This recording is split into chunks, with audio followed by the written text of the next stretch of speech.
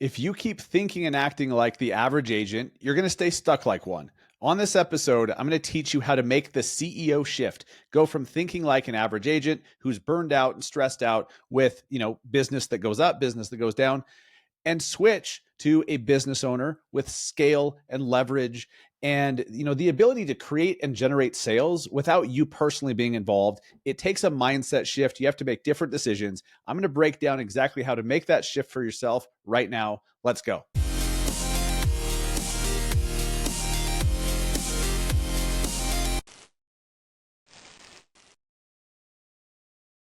What is up? Welcome to episode 377 of the Massive Agent Podcast. I am your host, Dustin Brohm, here in Salt Lake City, Utah.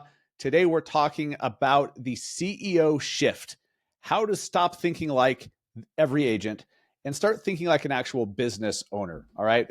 So today, we're going to break down the mindset shift that you have to move from a solo agent to a business owner as far as the decisions you make and the way that you think. Because it starts there, right? If you don't think a certain way, you're just going to keep making the same decisions that get you where you are now, which is really no further ahead. Maybe you've sold some more homes, but you're no further ahead as far as like an exit strategy or, pulling back, being able to like hand some of the business off to someone else or to systems and processes or both. I'm going to teach you how to stop thinking about doing everything yourself and start thinking, who can do this instead? That shift right there is everything, but it takes practice, and I'll give you some tips for that. Now, before we get started, I've had a bunch of people reach out since the last episode about the Platinum Pass. Yeah, not the Pass. The Platinum Pass, which is I took every single coaching program, every course, every resource, every training, every cheat sheet that I've ever created over the last 7 or 8 years. I put it all in one place, one login, one membership, and just one payment, access for life, no need to pay on a monthly basis. Just get literally everything I've ever created all in one program. If you ask nicely, if you send me a message and ask nicely, we still have a few spots that I could open up for you. If you still want to take advantage of the Platinum Pass, to get the information about it, you can just go over to massiveagentsociety.com/platinum and see what all is included there. Just one of the programs that we offer in there. So it was it a 2-month thing? It was a 2-month. Over 2 months, we did the clients from social training. Now, of course, you can log in and watch everything all this weekend if you want, but if you were doing it live, it would have been 2 months. So after 45 days, one of our members, Nikki in Iowa, said she had 9 deals under contract just by implementing what we were teaching her, especially the how to get free leads from Google training, which is in there. Just incredible stuff. So massiveagentsociety.com/platinum. That's the jump start. That's the easy button. Every training and course I've ever done, put into one place, and everything I do in the future, I'm going to put it in there as well. And you'll be a member for life. So go check that out. If you still want it, I still have a few spots available for those who are really serious about taking control. Speaking of taking control, let's do that. If you don't get your thinking under control, you cannot make the right decisions to then start getting the right results and being a business owner. I don't think any of us want to continually be on this hamster wheel year after year after year, where you're just showing homes, you're writing offers, you're getting it under contract, you close. Oh, start over again.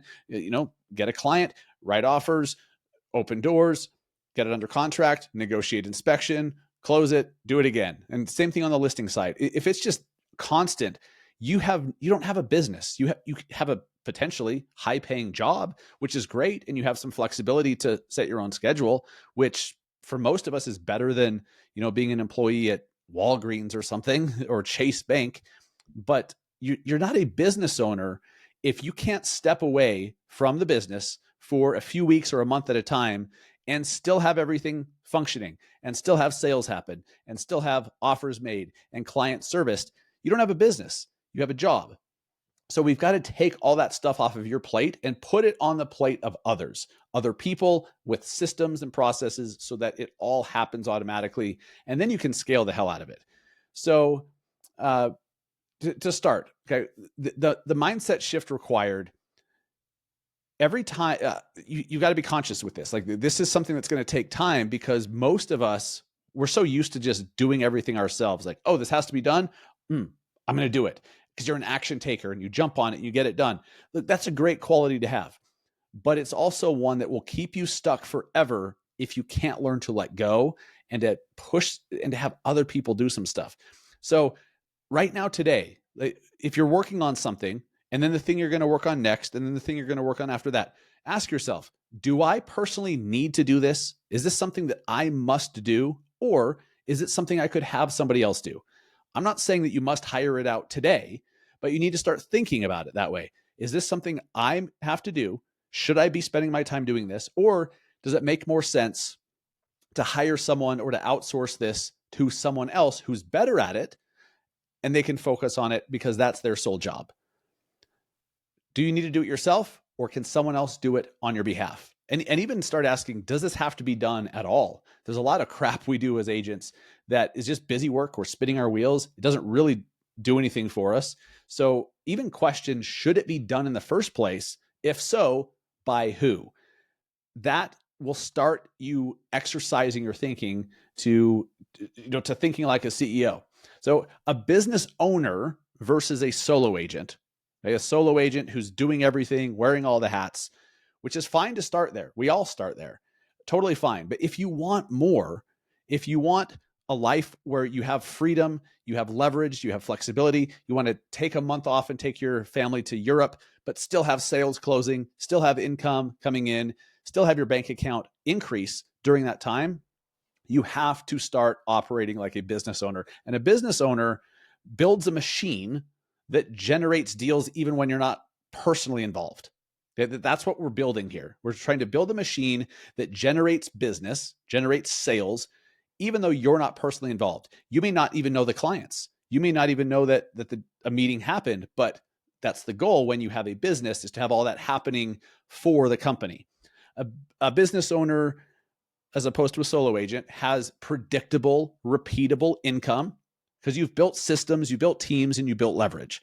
When you have predictable and repeatable income, and you're able to squeeze more income and more revenue out of the same transactions, that's when you can really do something. That's when it really gets fun. That's when we're talking like you're a business owner when you move in that direction.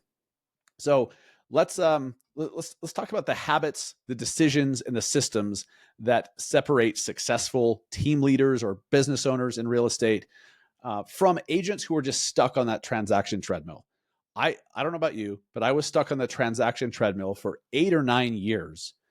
And when I look back, the most powerful pivot point for me was when I got sick and freaking tired of my wife texting me that my son, my firstborn son, was hitting all these milestones. He was taking his first steps. He took his, he said his first words, and she'd send me a video while I'm at a freaking open house of my son taking his first steps. And I remember how bad it stung. And I hate missing this stuff, but I don't have a choice, and I have to do something about it. I planted the seed, even though I had no idea what to do. I had no idea what the solution was, but I planted the seed that I wasn't okay with that, and I needed something that I could buy my time back with. And when you get to that point, and it's a real decision that you make, it's amazing what kind of people and resources and opportunities just like they conspire in your favor when you are convicted in that decision. So get yourself to that place, whatever you have to do to reach that pivot point. And then you've got to start taking some action. Okay. So habits, decisions, and systems that separate successful team leaders from agents stuck on the transaction treadmill. A business owner, a CEO, is on a regular basis, every day, you're thinking about what, not necessarily like, what can I get done? What can I do? But what duplicates?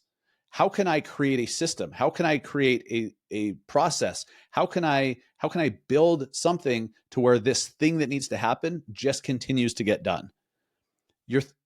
That's what CEOs do. They're not sitting there like taking out the trash and doing this and checking people in at the front desk and doing all the tasks. Like you hire people to do those things.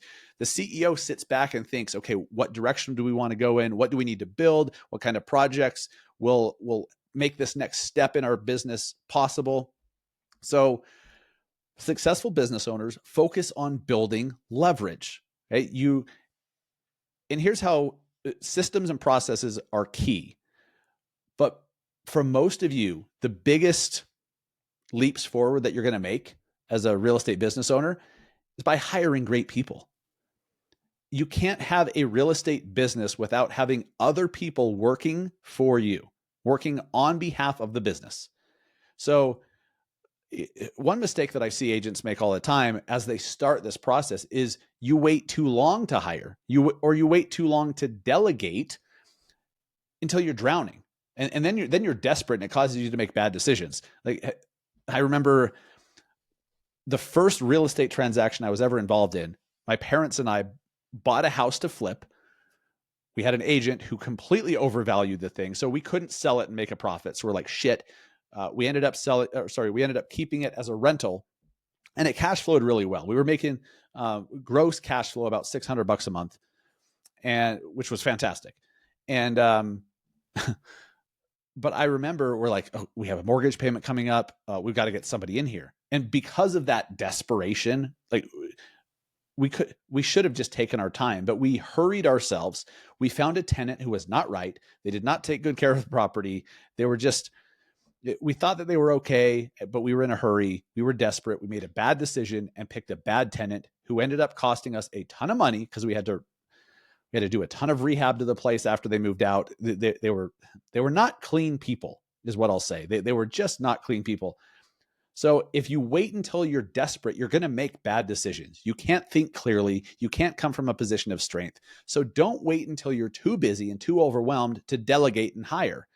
And you may be at a point where you're not necessarily hiring like an operations manager or something like that, or but maybe you're just looking for your first transaction coordinator or your first video editor who can take a lot of the content editing off of your plate so you can spend more time on money-making activities. When you're ready, there's this weird part where you're like, I could probably make this work, but maybe I should just keep going. Don't wait too long. Don't do it when you have nothing else going on, but hire before you're drowning. Hire before you're drowning. Delegate the non-revenue generating tasks like administrative stuff, transaction coordination, like database management, following up, sometimes following up on leads. I don't necessarily mean you have somebody like calling people for you and saying, hey, I'm calling from Dustin's office. Don't do that. But there's certain tasks in your CRM, like assigning people to this, sending people that. You can have a database manager, relationship building, leadership, administrative stuff, transaction coordination, and marketing, certain parts of marketing, like the mechanics of marketing, not actually like being involved in the content and being involved in writing stuff, but the mechanics of like taking it and getting it posted, taking it, putting it in MailChimp or whatever CRM or email platform you use to send it out. Like delegate that, the non-revenue generating stuff first. That's the busy work that you can pay somebody to do, and they can do it. Then focus on the highest dollar activities, which for most people, it fits in one of three categories: lead gen, relationship building, and leadership, and possibly servicing clients, right? You may be at a point where you're still in production and you want to just have time to keep servicing more and more clients, but you don't want to deal with all the mechanics of the paperwork and all that stuff. So delegate non-revenue producing tasks so you can focus on tasks that do that do generate revenue. And the most successful business owners in real estate, you treat marketing like a machine, not as like this is an afterthought. This is something I better do some marketing. I'm a real estate agent first, but I should probably do some marketing stuff. I guess I'll tolerate it. Marketing should be at the forefront of your thinking. It should be a top priority, because marketing is what brings people in. That's how people know who the hell you are and know about you. That's how you build your credibility. And, that's how you get people to decide that they want to hire you and reach out to begin with. So treat marketing like it's a necessary machine and not an afterthought. The best real estate business owners don't rely on just random acts of marketing, so to speak. Okay. Some of you have heard my story before, but when I realized that I was a marketer who sold homes, everything changed for me. I started to actually do and prioritize the money-making activities, which were marketing and content and posting on social and even running ads. I prioritized that stuff because I saw myself as a marketer first who happened to sell houses. And a lot of you see yourself as you're the realtor, and you got to do some marketing. If that's you, you've got to flip it. The marketing has to be a necessary thing. It needs to be a machine that you're trying to build, a machine that you're working on and putting the pieces in place for, and not just an afterthought. Okay. So have a clear idea of who the hell your clients are and who you want your clients to be. If you don't know who it is you're trying to reach and who you're trying to serve, how are you supposed to create stuff for them? That's the hack to social media. That's the hack to having content that converts, is know who you're talking to and have them in mind and think, okay, what can I create for those people that's going to resonate, that's going to help them, to overcome objections or misconceptions, help them fix some of the pain points or just jump over some of the pain points. You have to know who you're trying to reach, have a clear client avatar, and then build marketing systems and messages on social and everything else that attract the right people, that are focused on your avatar, so to speak. To dumb it down without using fancy marketing mumbo jumbo, know who it is you're trying to speak to and who you're trying to attract, and then create stuff that they're actually going to resonate with, that they actually want, that they actually need, they'll actually find helpful. Simple as that. As far as like building that marketing machine, some of you should be batching your content. It helps a lot when you can say, hey, Monday, Wednesday, and Friday from this time to this time, and you block it out on your calendar. These are content creation times. And maybe you sit there and you bust out 4 or 5 videos or 3 emails or whatever. But during those periods of time, that's when you create the content and your batch recording, your batch creating, just so that it's not randomly distracting you all throughout the week. So let me put an asterisk on that. I personally, my content does better if it's like an idea that I just came up with, that I'm passionate about, that I can speak to with energy and passion at that moment. If I have time, I will do it right then. If not, I'll put it on a list of ideas, and then I'll go to that list of ideas when I have time, like when I have my time blocked content creation time, and I'll look at it and I'll go through the list and I'll look for something that inspires me. I'll like, nope, don't feel like that. Nope, don't feel like that. Not feeling that today. Ooh, that one. And if it inspires you, it lights you up, it fires you up, and you can speak to it with passion, that's what you should do during those times. So remember though, your content that you put out there, it is the machine. It works for you while you're doing other stuff. You post a video that does well, there's people watching it for the next day or 2 or 3 or a week or a month, even if it's really good content. If it's on YouTube, they could see it a year from now. So batch content, time block it so you can control your calendar. Even like repost some stuff, repurpose some of your best stuff from before. Like absolutely go back and look at what worked really well 4 months ago. And if you think it's still relevant today, repost it. There's nothing wrong with that whatsoever. And automate as best you can. I think you should absolutely be using repurpose. You've heard me talk about that for the last few weeks. Repurpose.io is key. You can get a free trial at massiveagentsociety.com/repurpose. I use it. It's a way to like post in one place and then have it go literally everywhere else natively and authentically without word marks or anything. Incredible platform. There's a free version, there's a paid version, but massiveagentsociety.com/repurpose to help you get more done in less time. Automation has to be part of your content posting strategy. And successful business owners in real estate, You work not just on building systems and leverage, but how do you build recurring revenue and multiple streams of income? When you have, like, imagine if you sold a house and you got paid every month for it. That's pretty cool, right? But what we do is we sell a house, we get one commission check. Well, recurring revenue is something that pays you over and over and over and over for something you did before. So referral networks, for example, revenue share or profit share, depending on your brokerage, that's recurring income. It's recurring revenue that's passive for work that somebody else did. Investment properties, if you own rentals, it pays you every month, right?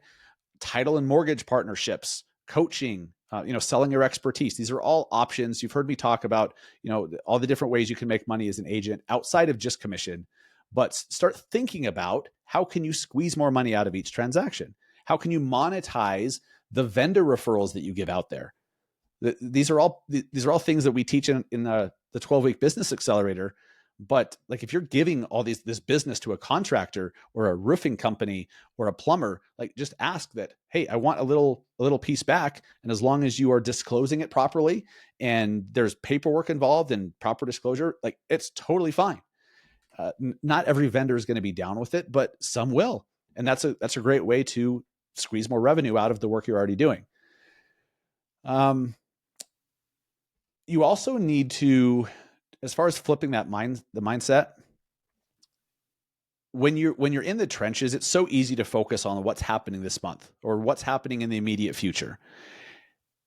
You need to have at least one eye on what's happening long term. Of course, you've got to be focused on what's happening right now, but if that's all you do, you're never building for the future. And that's the crap that leads to waking up 3 years from now and you're like, I'm in the same place. I'm in literally the same place as I was back then. I've made no progress. I've just sold a bunch of houses and, but I haven't built anything. So you have to be focused on long-term systems, long-term wealth building. What's that going to look like? What kind of recurring revenue systems can you put into place? And then let's talk about what the last thing here, what most agents get wrong about scaling a business, right? Scaling is not just how do you sell more houses. Of course, that's part of it, but more deals doesn't automatically mean more profit. In fact, dirty little secret, like the top 500 list or the Wall Street Journal top agents list, the real trends. So many of those team leaders or the businesses, the teams there are not profitable. They're in the red. Or some of them, they're only profitable because the team leader cannot stop selling. And if they stop selling, the whole thing crumbles because it's unprofitable. So not all of them. There's some great businesses there, no doubt.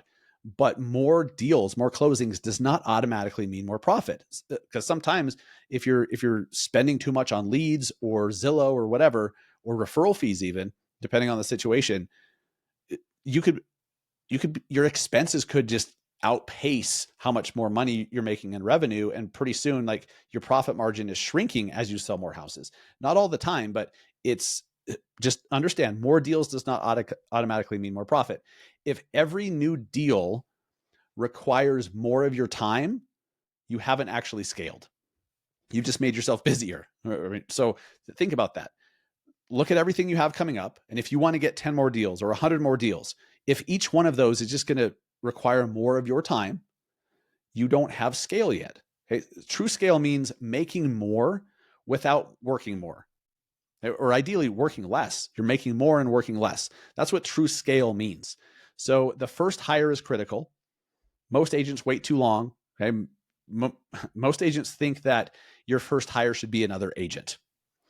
No, it should not be. Your very first hire should not be another agent. You should be trying to scale yourself first before you bring in other agents to pass business to. You scale yourself with a transaction coordinator first. Get a freaking transaction coordinator. It's not negotiable. You need one. Then you need an admin. You need an assistant. Ideally, at some point, you get a personal assistant that can do errands and all, random stuff that takes your time and energy and focus throughout the day. And you can outsource that stuff to a personal assistant. Hiring too late leads to burnout. It leads to bad decisions and lost money. So, don't hire too soon, hire the right people, and then don't hire too late, because then you make bad decisions. A good hire, it's a good hire if they free up your time. Okay. A good hire should free up your time so you can focus on what actually grows the business. Let me say that again. A good hire should free up your time so you can focus on what actually grows the business. And the other mistake I see with agents who are, they just think scaling means selling more houses and doing. When you stay stuck in the tactician role instead of transitioning to the CEO role, I don't know if you've ever read the E-Myth by Michael Gerber. The E-Myth by Michael Gerber. One of the biggest takeaways there is most small businesses fail because they're stuck doing the things instead of building a system that does the things. And the system could be like actual software and platforms and stuff and automation and people. So if you're stuck doing all the things instead of building a system that does all the things, you are not a CEO. You could grow it very big, but you don't have a business yet. If you're always in the business, you never have any time to work on the business. So shifting from agent to CEO means creating systems, hiring great people, training and leading, and not just about selling homes. At some point, you want to get out of personally selling homes so you can just lead and you can train and focus on systems and buy your time back. So I hope this was helpful this week. I almost said the mindset shift, like I'm a freaking Sean Connery or something, which, by the way, my kids, my wife and I love showing them like all these movies that we used to love as kids, like The Hunt for Red October. And my kids love that movie and they think Sean Connery's hilarious just because of the way he says things. Anyways, wow, that's really got off track there. Shifting your mindset to thinking like a CEO, you can do that today just by saying, hey, is this something that actually has to be done? And if so, does this have to be done by me? If not, just start thinking, okay, who could I get to do this? What type of a person would do these things? What type of a hire could I make to do these things? For most of you, if you don't have a transaction coordinator, start there, because you don't have to bring them on as an employee on payroll. You just pay them per transaction. And then one of the biggest mistakes I made before I hired my first TC back in the day, I waited too long because I'm like, well, I don't know how to train them. I like, it's going to take so much time for me to tell them what to do. And then one day I was just like, wait a minute, they're the professional. And so I emailed this one and I was like, hey, I need your help. I have no idea where to start or what to do. Tell me what to do. She jumps in. She's like, cool. To help with buyers, I need this, this, and this. To help with listings, I need this, this, and this. She did everything. And I'm like, that's amazing. So the next time I had a listing agreement signed, I sent it over to her. She went to town. And that's when I first experienced leverage. And I realized, holy crap, this is amazing. Some of you just need to experience leverage for the first time. And then everything I said today just clicks and you get it. And it gets into your blood and you're like, okay, now I must outsource everything. And you start thinking about, how can I push everything off my plate? That is a good place to be. Then you just have to work on the timing of what you outsource, because just because you should outsource something doesn't mean that you can or should today, but having the desire to, that's a good place to be. So get yourself there. Start. The easiest way to taste leverage is to get a transaction coordinator, get a virtual assistant if you already have a TC, and have them manage your email inbox. Have them do like some comments on social media or something. Like have them, there's so many different little things you can have a virtual assistant do to let you taste what outsourcing is like, what leverage is like. And for like, I got addicted to it and I'm like, now I want to outsource everything. And, but I will say this, as you go through that process, as there's new things to push off your plate and to outsource, there's still a little bit of like learning curve to it.